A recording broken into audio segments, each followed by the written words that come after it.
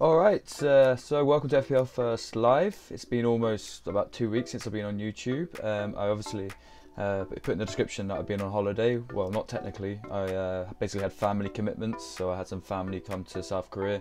We went to Japan, had quite a nice time. But anyway, back to FPL now, and it's actually been quite convenient that it's been an international break, so looking forward to the EPL getting back into full action soon.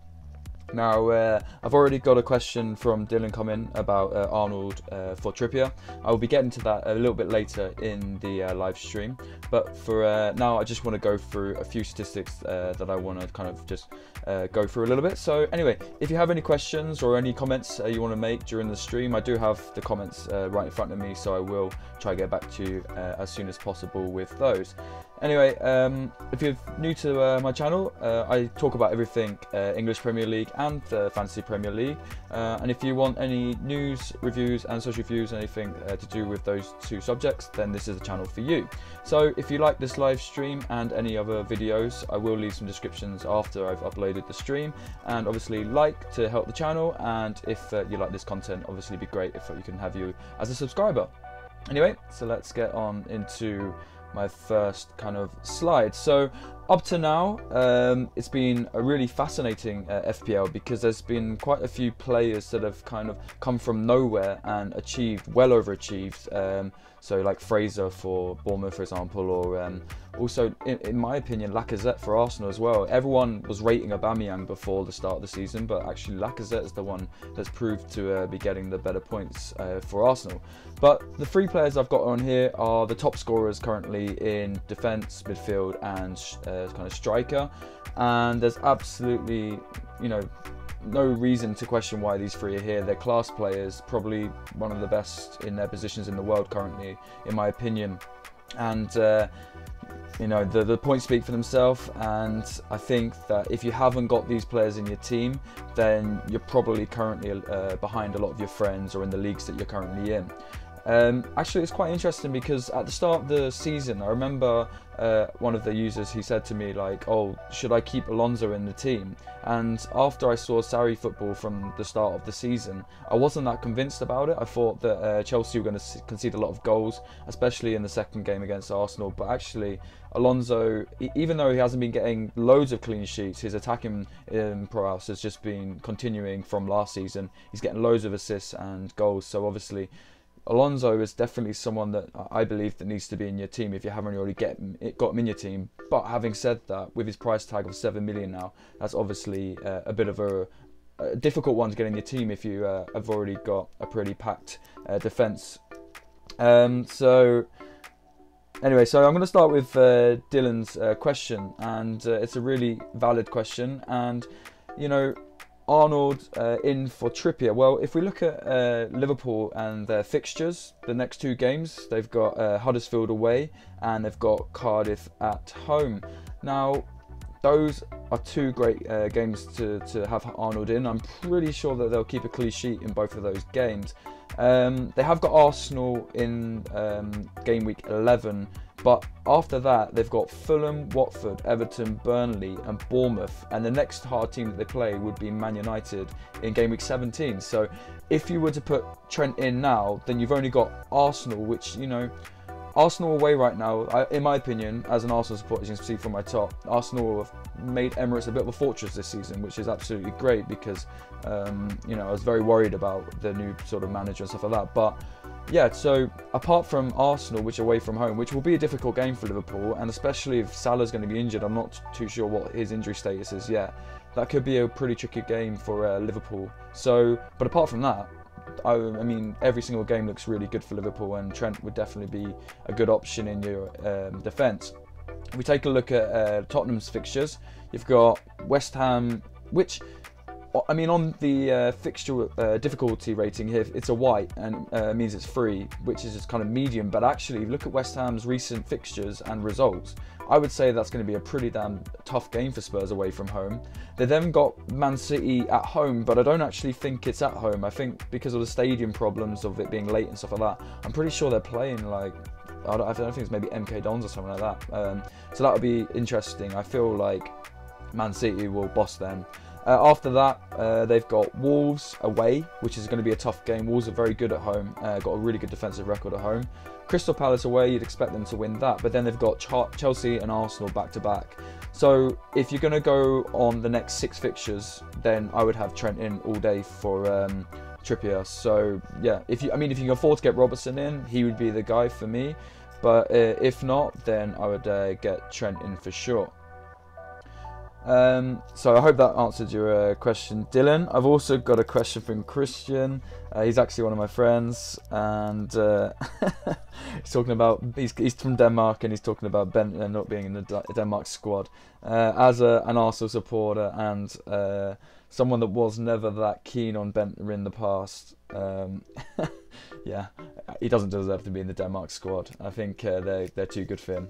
So, moving on to my players' focus. If we look at the midfield, you know, this season the big shout was between Salah or Hazard. And even though Salah has got a lot of points and he is doing well for Liverpool, he's not living up to the expectation of that price tag that he has. And considering that, you know, Firmino and Mane are doing so well are doing really well this season, then I think it has to be Hazard in your team. And I think, well, especially now that Salah's got an injury, I think you're going to see a massive shift from people taking Salah out of their team and then putting Hazard in. So if you haven't already got him in your team, I'd probably think about getting Hazard in if you've got Salah, for example, because his price is going to go up, especially if the transfers go in his favour from Salah.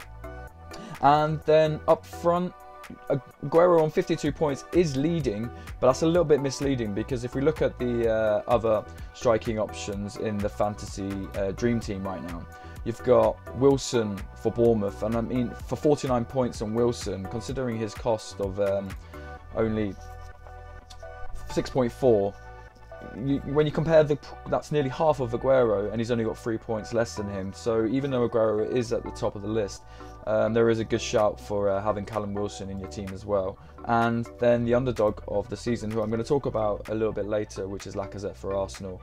And considering Arsenal's fixtures as well, I think that he would be a good shout to have in your team.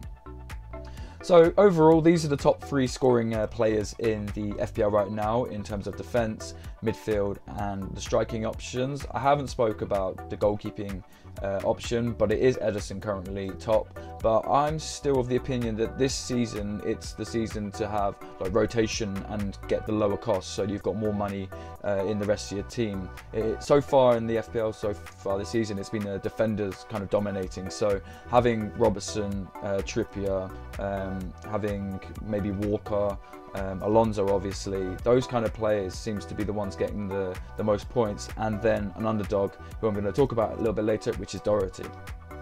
And if I've got a bit of a croaky voice, guys, I'm sorry about that. I've got a bit of a sore throat. So anyway, let's move on to the players that I've just kind of been touching upon, and beginning in defence with Doherty. Now, I'm so frustrated about what happened with me in the last game week.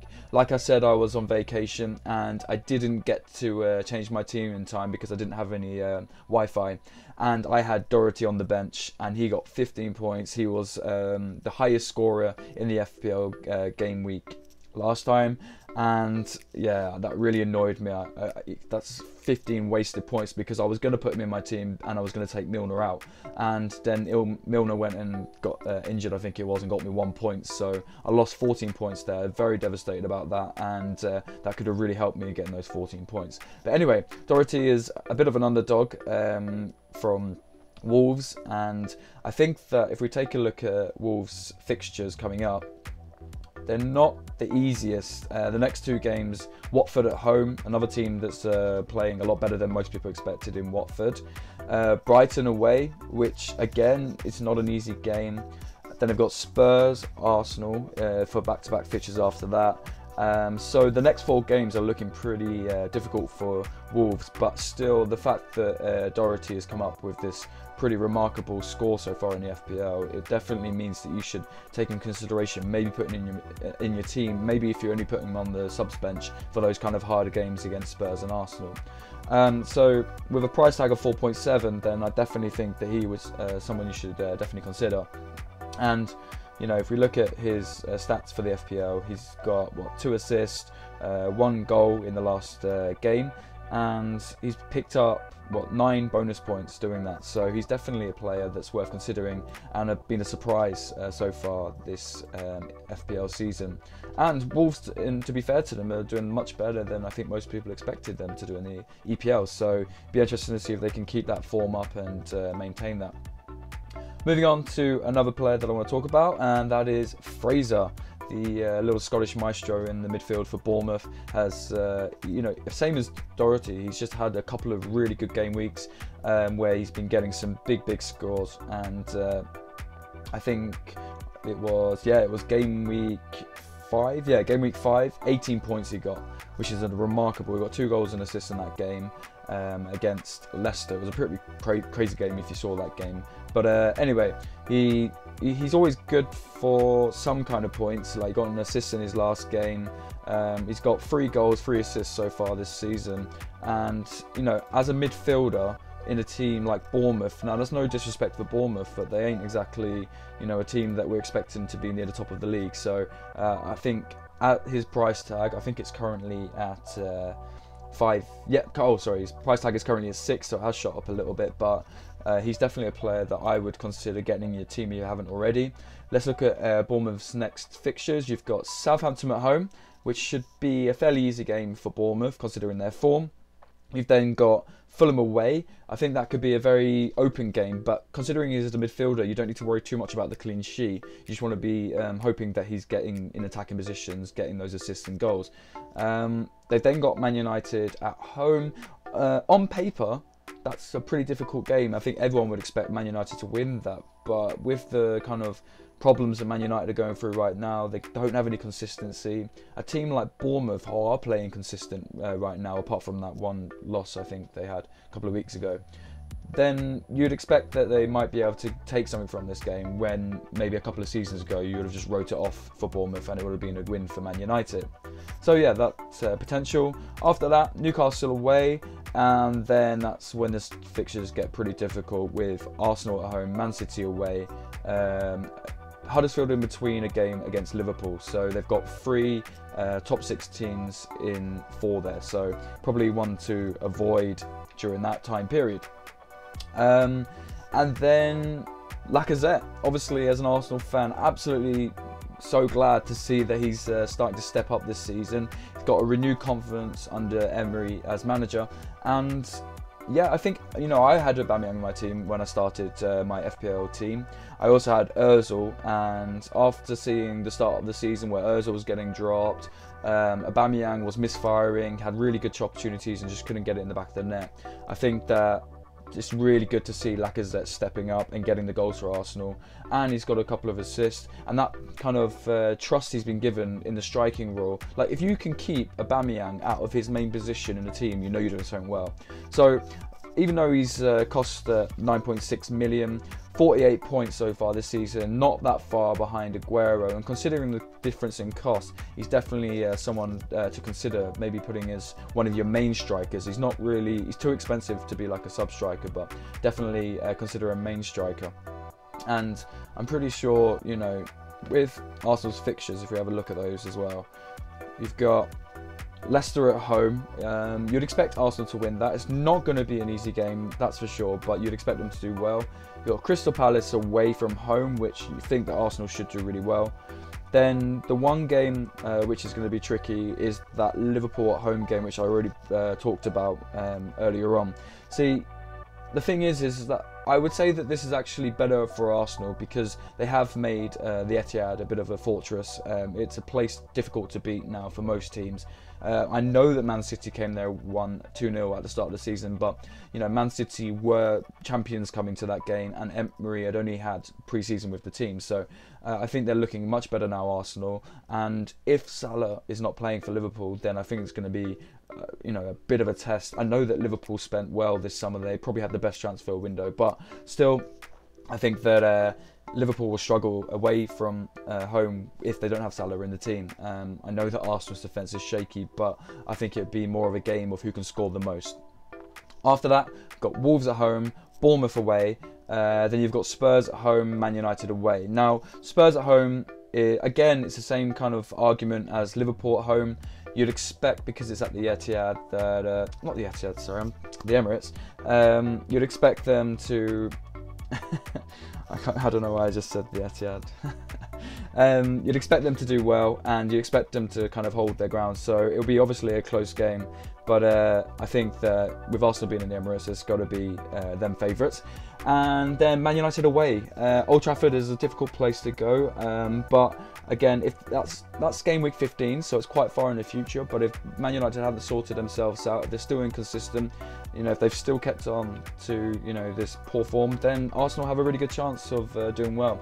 So Lacazette, definitely, I would have Lacazette over Aubameyang all day, because he looks more clinical in front of goal recently, and I think that Ozil's starting to perform much better under Emery. So I just think that yeah, you should have Lacazette in your team as a potentially, if you can get like a main striker like Aguero and then try and get Lacazette in. I'm going to try and do it on my team without spending too many points on transfers, but I think that could be quite good. So yeah, so these are the kind of recap of the players which I think have you know, surprised people and done well. And if you haven't got them in your team, then you should maybe consider doing it in the near future, that's for sure. Okay, so I made like a little table based on the FPL kind of fixture difficulty ratings, and the teams aren't in any particular order. I just kind of put them in randomly, so don't think that Watford being number 1 means they've got necessarily their best fixtures. However, they do have pretty good fixtures coming up. So let's have a look at this. For example, knowing that Watford have Wolves away, Huddersfield at home, Newcastle away and Southampton away, I actually just subbed Milner out and put Pereira back into my midfield. So I'm hoping that that's going to help me get a good return. Brighton, yes, they aren't expected to do that well this season, but Murray's doing really well for them. He's in really good form. So, you know, Newcastle away, Wolves at home, Everton away and Cardiff away. That looks like a pretty good fixture list for them. So, yes, I wouldn't bet on them keeping the clean sheet in many of those games, but for someone like Murray or in your team, then he could pick up quite a few points because those teams that they're playing do leak goals. So that is potential. Moving on to Arsenal, Leicester at home, Crystal Palace away, and then Liverpool at home. I already just touched on now, and then Wolves at home. For those 4 fixtures, I would say that you need to think about putting an Arsenal player into your team. You know, Bellerin has been getting quite a few assists. He's been giving a lot of sort of freedom to go down the right wing.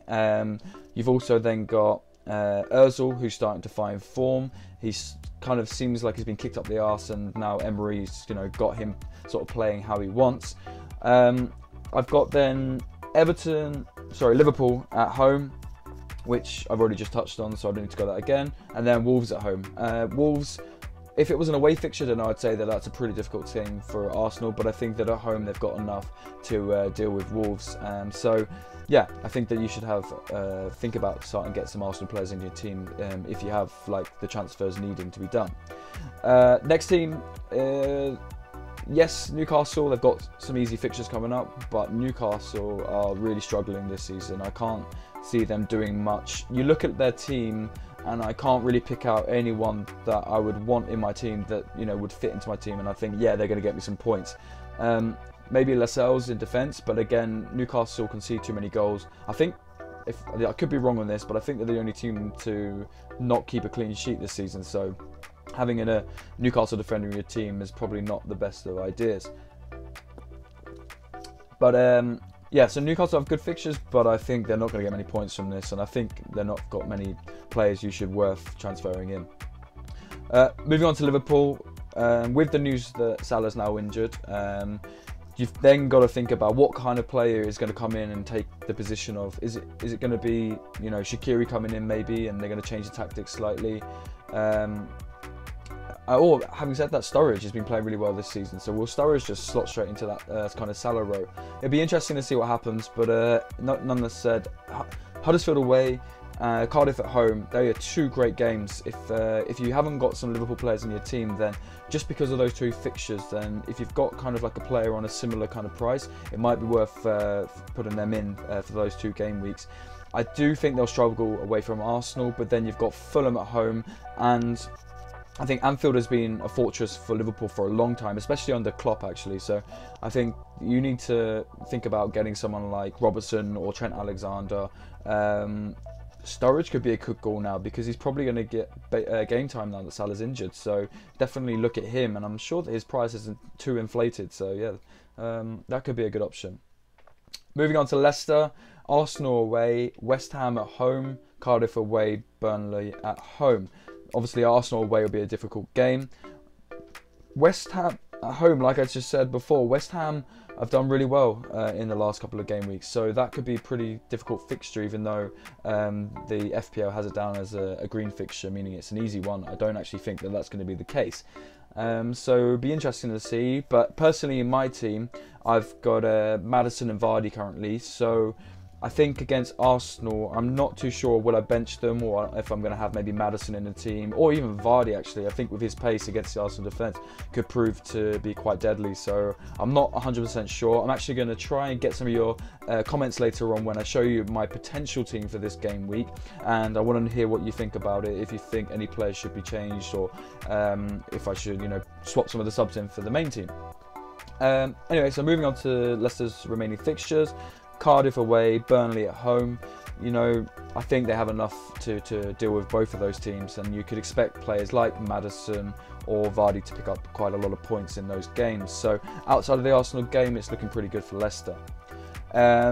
So Bournemouth, which has been a bit of a surprise package this season, and considering that they've got Fraser in midfield on 48 points, you've got Wilson up front with 49 points, then you've got to really consider that in the next 4 fixtures, the only team that I see is going to be a challenge to them is Man United at home. And again, I don't think Man United have got the kind of tactical nous, and I don't think they've got the consistency to go away from home and not concede, especially with the scoring form that Bournemouth in. So having players like Fraser or Wilson in your team could be a really good time now, especially in the next kind of 4 game weeks. Considering their price being so low, like I just showed you in the slide before, then they've got to be a potential option in your team. Personally, if I was going to go for anyone, it would be Wilson. I'd have him as a kind of backup striker in maybe front 2 or 3. I'll show you my team later where I'm thinking I might try and put him into my team. Moving on to Chelsea, and they have Man United at home. I think that they're probably going to win this game quite comfortably unless something drastic happened over the international break in Man United. So yeah, I think that Chelsea, it could be a risk to have someone like Alonso in your team, but I just think that whatever he loses in maybe conceding a goal, he probably is going to make up in an assist or some bonus points, etc. So considering that, I think Chelsea with Man United at home, Burnley away, Crystal Palace at home, and then in game week 12, Everton at home. It's a really good time to have if you have Chelsea players in your team, say if you have Hazard or Alonso, or those kind of players. I did mention in one of my videos, maybe 3 videos ago, about Giroud being in your team. I do stick to the fact that I do think he's he's becoming crucial to the kind of Chelsea tactics. I feel like Morata's now been lost in confidence for Chelsea. So yeah, I definitely think that Giroud could be a player to keep an eye on, but I just think that he's lacking that final third kind of scoring and assists like that. So keep an eye on him, but I think that right now the best players to have in your team from Chelsea is definitely Alonso and Hazard. They're the 2 main players, and that shows considering they're in the dream team and the 2 top scoring players in defence and midfield. Lastly, you've got Spurs and West Ham away, Man City at home, Wolves away and Crystal Palace away. I already touched upon Spurs before, but I just think that their form is not great right now. I also think that with the kind of stadium nearing completion, there's a bit of a kind of rocky patch for them. They kind of don't really know if they're here or there. So I think that even though they've got Man City at home, I think they're going to get beat, to be honest, by Man City. And West Ham away, I think they're going to struggle. Wolves away and Crystal Palace away. I think, again, Wolves away is going to be a difficult game, and I think they've got enough to beat Crystal Palace away. So it'll be interesting to see whether or not they do well or not, but I'm pretty sure that they're going to struggle a little bit because of the kind of off-the-field kind of inconsistencies going on with the stadium and stuff like that. So yeah, that's kind of the breakdown of the upcoming EPL fixtures in terms of who's got good fixtures and bad fixtures, etc.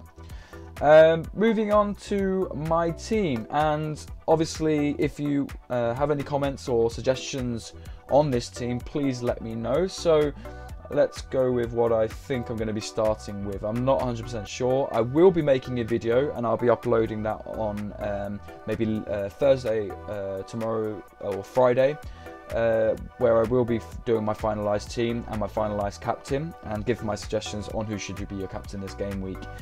So starting in goal, I have Hennessy.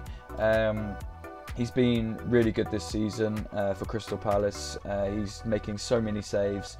And with an away trip to Everton this game week, I think that he's definitely going to have a lot to do. But I don't think that I don't think they're going to concede that many. And I just feel like he's a better option in my team compared to my backup keeper, who's Hart, for obvious reasons, with Man City being their away fixture this game week. So starting with Hennessy in goal.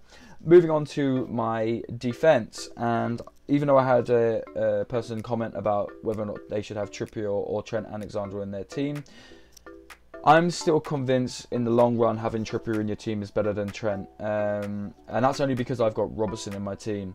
There is a case to be made whether I swap him in. That is a good suggestion to have Arnold in instead of Trippier, but as it stands right now, I'm quite happy with this defence of Doherty, Trippier, Alonso and Robertson as my 4 defenders going into this game week. I'm a bit worried about Alonso, but like I said, I do feel like that Chelsea's going to have too much for Man United, and I think that he's going to be, central to that with Hazard. So I'm quite happy to leave him in my team, even though I think that they might not keep a clean sheet. Robertson away to Huddersfield, I already spoke about that. He's got to be a player in your team, in my opinion. He's done really well this season. His attacking threat is just amazing going forward for Liverpool. So yeah, so this is my defence. Moving on to my midfield, and this is where I'm kind of torn. If you see on the screen now, I've got Richarlison, Fraser. He is currently a 75% chance of playing, so that would be a bit of a risk. But I think I'm going to keep him in the midfield anyway, because Southampton at home is definitely a decent fixture for Bournemouth. I think that they will do well against them. But if you look at my subs bench, my number one sub is currently Maddison in midfield. So I'm still torn whether or not I'm going to start with this midfield. But I think Hazard and Pereira, I'm dead set in keeping them in my midfield. It's just Fraser, whether or not I keep him in my midfield or not. Let me know if you would keep Fraser in your team compared to having Maddison instead. Or another option was to put Alonso on the bench and Maddison into midfield and have 3 defenders and then have 5 in the midfield. But I'm not set on that yet, because I just feel like that Alonso is going to do well this game week. Hazard is in for obvious reasons. He's the centre of everything that Chelsea is doing good right now. Probably, in my opinion, the most informed player in Europe currently standing. I've got some stats that of Hazard, and just consider that he is a midfielder and he's coming off the wing a lot. He's had 23 shots for Chelsea so far this season, and on top of that, consider that the first 2 games he only played for, I think, a total of 30 minutes. So take those stats into consideration, and that he's had 23 shots. He keeps consistently getting in around the box. He's really good at making those 2-1s, and it shows in the fact that he's got 7 goals, and it doesn't look like he's going to be stopping scoring anytime soon. 3 assists as well, and of those 23 shots, 16 of them have been in the box, which is remarkable considering he's supposed to be playing a kind of wing role rather than an attacking role like someone like Aguero, who you would expect to have a lot of shots inside the box. So Hazard for me is the player of the season so far in the FPL, and that's why, even though he's got Man United at home this game week, he has to be in my team. And I just think that if you don't have him in your team right now, then you're probably losing out on some crucial points for your team. And Pereira, I'm taking a bit of a risk, and again, yeah, you could take a case to have Maddison in instead of Pereira, or Vardy in instead of Pereira, but I just think that they kind of lost a bit of their momentum recently, Watford. So I think that going forward, they've had a bit of a break now. I think they're going to do really well against Wolves this game week, even though it is away and Wolves are good. I think that Pereira has a good chance of getting a load of points, and I'm not just thinking about this game week, I'm also thinking about the Watford have Huddersfield, Newcastle, Southampton in the 3 games after Wolves this game week. So I'm thinking more long term with this Pereira being in my midfield, not just short term. And then moving on to my strikers for this game week, I've got Aguero up front, and potentially thinking about Aguero as my captain as well, because Burnley at home, I just feel like there's going to be a lot of opportunities for Man City. Burnley were absolutely dreadful at the start of the season. Yes, they picked up some good form recently, but I just think that Aguero is going to have way too much for their defence. So I'm definitely going to have him in my team. Whether or not I'm going to have him as captain or not, I'm not 100% decided on that yet, but he's definitely going to be there. And then Mitrovic, who is away at Cardiff, but considering how many goals they've been conceding recently, I think Mitrovic is doing really well this season. Let's see how many goals he scored. He scored 5 goals this season, 1 assist.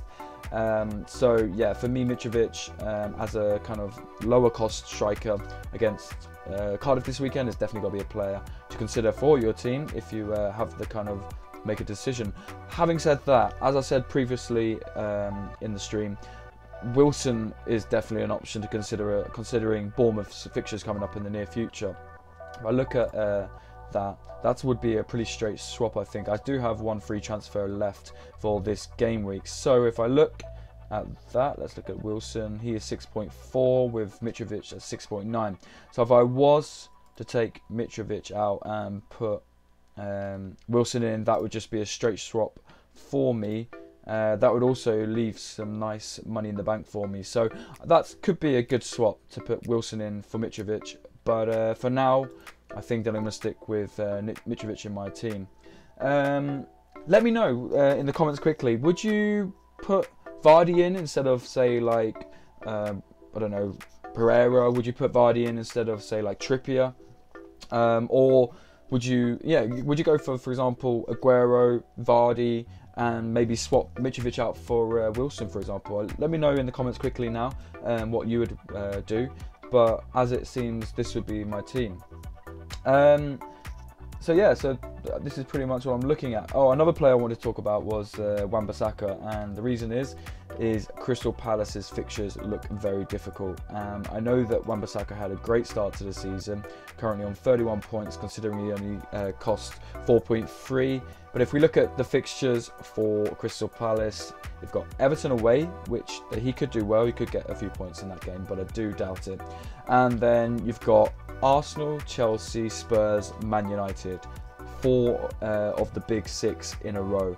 So during that time, there's definitely a case to get Wan-Bissaka out of your team, or at least on the subs bench. Having said that, if you can afford to keep him on your subs bench for a little bit, then after the Man United game in game week 13, you've got Burnley, Brighton, West Ham and Leicester in the games after that, which you could argue that he might then start to pick up some more points that we have seen earlier on in the season. So yeah, overall I think that Wan-Bissaka is definitely someone that you shouldn't have in your team right now, especially for the next 5 game weeks, because it is looking very difficult for Crystal Palace. But good luck to them.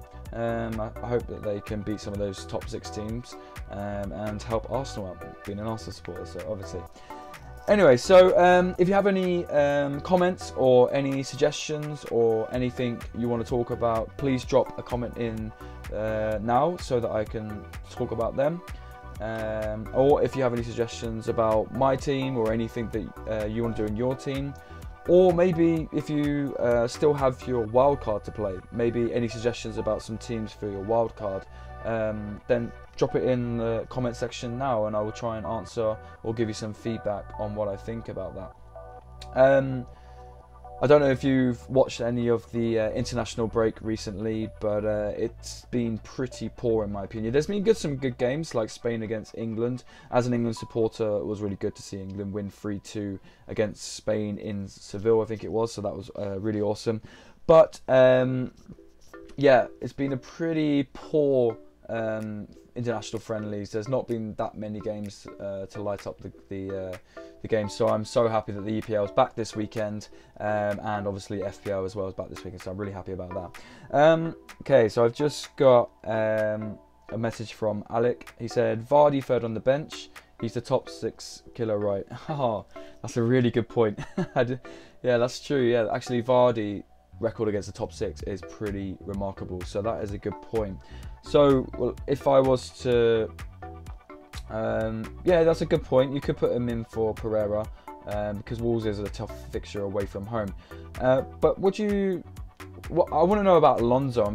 Would you go for Alonso and you keep him in your defence? That's someone that I want to know, because I was thinking about maybe putting Vardy in for Alonso or Trippier for that. I mean, those 2 players. I think if I was going to take one out, it would be Trippier and leave Alonso in there. So would you not play maybe 3 strikers then, if in this team, for example?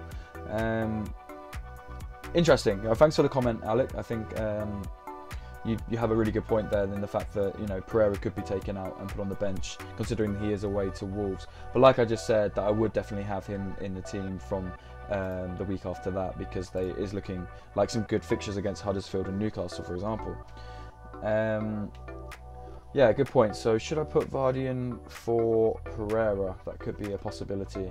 Or maybe then there could be a case for then getting Doherty out this week because of that away fixture to Wolves being quite difficult.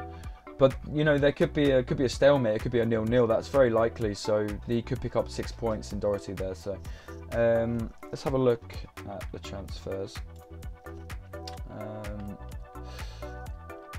Yeah, there's definitely a case to take from the comment from Dylan at the start to take Trippier out and put Trent in instead, especially considering Liverpool's fixtures coming up in the long term. So yeah, I'm not 100% sure, but that was a good suggestion, Alex. So Alonso is a proven scorer and Trippier might get assists. Tight. Yeah, that's my problem. Alonso and Trippier, they've proven themselves to be, you know, key point scorers for their teams. And you've got to consider as well something. I had Eriksen in my team at the start of the FPL season, and I took him out for Trippier because the fact is that Eriksen has been taking most of the set pieces for Tottenham in the last couple of seasons, but for some reason, well, not for some reason, Trippier did really well for England in the World Cup from the set pieces, and it seems like he's carrying on the form. So yeah, I think if you keep Trippier in your team, then he's a dead cert to take the dead set pieces. So, you know, then he could get some points in from free kicks or assists from corners. So that's a good shout there. And yeah, I think Alonso is... I've bigged him up at the start of this stream. I think I've got to keep him in my team. I can't take him out now. So, who would... Yeah, so I think the obvious choice for Vardy to come into the game, into my team, would be Pereira out. I've got to keep Aguero there. And I think Mitrovic, I could be playing with 3 strikers up front. So... Thomas Imre just said that he swapped Trippier for Mendy because of the fixtures. Let's have a look at Man City's fixtures. I didn't actually look at their fixtures in detail. Let's see. So if we look at Man City's fixtures, Burnley at home, you'd expect them to do really well against them. Spurs away. I mean, I don't know how confident you are, Thomas, with them away to Spurs. They're definitely not in good form, Spurs, right now, so they definitely have an opportunity, but difficult one. Southampton away, Southampton at home in game week 11, so in 3 weeks' time. You'd expect them to do well, but then Man United at home. If you think that Man City are going to do well against Spurs and Man United, then the next kind of 6 game weeks look really good for Man City. Let's have a look at Mendy's cost. I bet it went down a lot since he was out injured for that short period in the last kind of game weeks. So if I was to swap Trippier out for Mendy, where would that leave me? So Trippier out, put Mendy in. Let's have a look. Well, I actually have enough in the bank to be able to do that transfer because currently Mendy is worth 6.2 and Trippier is 6.3, so I would actually be making 0.1 million by doing that swap. That's a potential twist in my team there, Thomas. Thanks for the suggestion. I think that, yeah, potentially Mendy in for Trippier could be a good option. Do you not think that Trent Alexander-Arnold would not be a better option currently to have in your team? Yeah, so a lot of decisions to think about before I make my video releasing my final team either tomorrow or on Friday. So let's go. I think that's going to be pretty much the end of this stream. If you've got any last quick questions, then get them in the next couple of minutes and I'll try and respond. If this is your first time to FPL First, thanks for tuning in and watching this stream. I hope it's given you some kind of informative information about your team and potentially what you want to do in the future.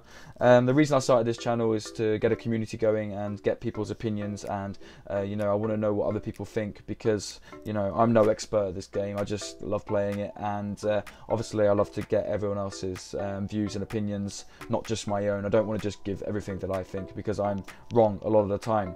And so far this season, I'm not doing too bad. If I look at my current ranking, I am currently 400k in the world, which is not that great. I do want to obviously improve on that a lot, but yeah, it's not looking too bad. And obviously I've got a load of leagues that I'm in as well, and I'm doing quite well in them, so quite happy about that. Just got another comment through from Alec saying Palace have some difficult fixtures, you're sticking with the keeper. Here's the way that I look at it. if you've got Hennessy in goal, he's definitely going to concede a lot of games. That's absolutely true. But he's going to make so many saves, and with the FPL, you can make just as many points from bonus points and saves as you can from clean sheets. So if you look at the Hennessy's points, not a lot of them are coming from clean sheets. A lot of them are coming from like penalty. 1 second, let's have a look at this. We've got penalty save. You've got points from clean sheets.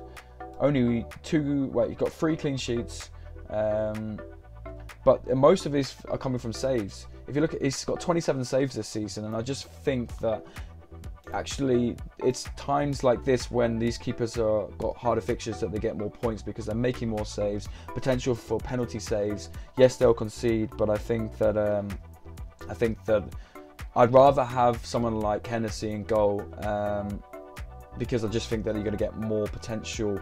Let's just say if he does keep 1 clean sheet in one of those games and he gets a load of saves or a potential penalty save, then he's going to get a load of points. And I just feel like having like Emerson or Edison, you're going to get the points for the clean sheets. But if they do concede, they're not going to get many saves on top of that as well. So that's why I'm going to probably stick with the Palace keeper. But I do have Joe Hart in my goal. So if I do think that they're going to concede way too many goals. In game week 11, Burnley have West Ham away, and then they have Leicester away. So you'd expect that there's a better opportunity to maybe put Hart in for Hennessy. I do prefer having the kind of option to swap your goalkeeper rather than just sticking with one main goalkeeper. So yeah, that's why I'm going to stick with the Palace keeper, despite the fixtures looking pretty difficult in the near future.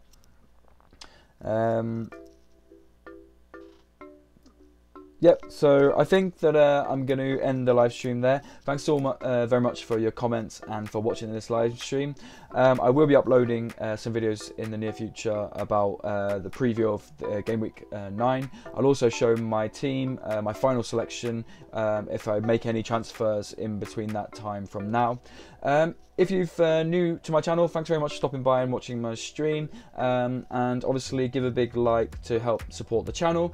If you haven't subscribed to my channel, then obviously that'll be a great to have you in the community of FPL First community. So thanks for watching this stream, guys, and until next time, my name is Joe and this has been FPL First.